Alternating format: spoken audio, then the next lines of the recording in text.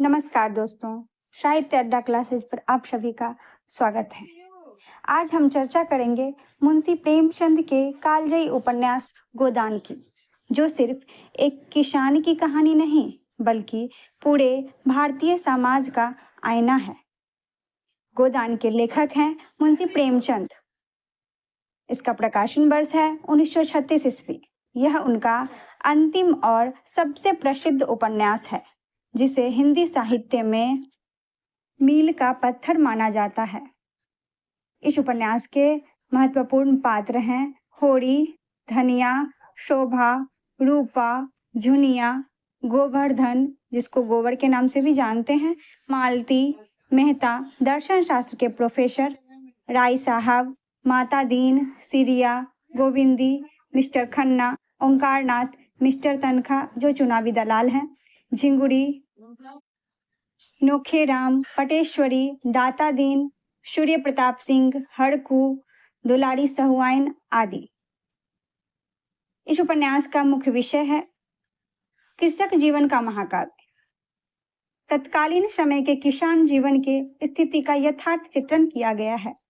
ग्रामीण एवं शहरी जीवन की आर्थिक, सामाजिक, सांस्कृतिक परिस्थितियों को गहराई से रेखांकित किया गया है। इस उपन्यास की कथा वस्तु को देखते हैं। इस उपन्यास का नायक है होरी, एक गरीब किसान जिसकी सबसे बड़ी ख्वाहिश है एक गाय खरीदना और उसका दान करना, ताकि उसे धार्मिक पुण्य मिले। लेकिन गाय खरीदते ही उसके जीवन में मुसीबतों का सिलसिला शुरू हो जाता है। रिश्तेदारों का लालच, समाज का दबाव और जमींदारों का शोषण और आर्थिक तंगी। भोला की विधवा बेटी झुनिया, जिससे गोबर प्रेम करता है, गोबर से गर्भवती होने के बाद उसके साथ भाग जाती है।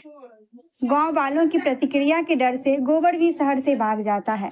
होरी और धनिया झुनिया को घर से भगाना नहीं चाहते। वह उनके बेटे के बच्चे को जन्म दे रही है। वे उसे अपनी बहू के रूप में स्वीकार करने और उसे आश्रय देने का फैसला करते हैं।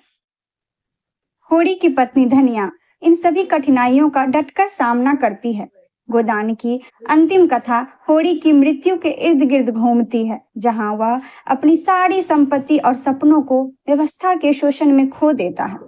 उसकी पत्नी धनिया अपने सारे 20 आने पैसे पंडित दाता दीन को देकर अपने मरते हुए पति का गोदान करती है। यह कहानी भारतीय किसानों के जीवन की मार्मिक त्रासद कहानी को दर्शाती है, जिसमें वह जन्म से लेकर मृत्यु तक शोषण का शिकार होता है और अंततः अपने सपनों को अधूरे छोड़कर दुनिया से चला जाता है। यही इस उपन्यास का प्रतीक है, एक किसान का बलिदान और संघर्ष।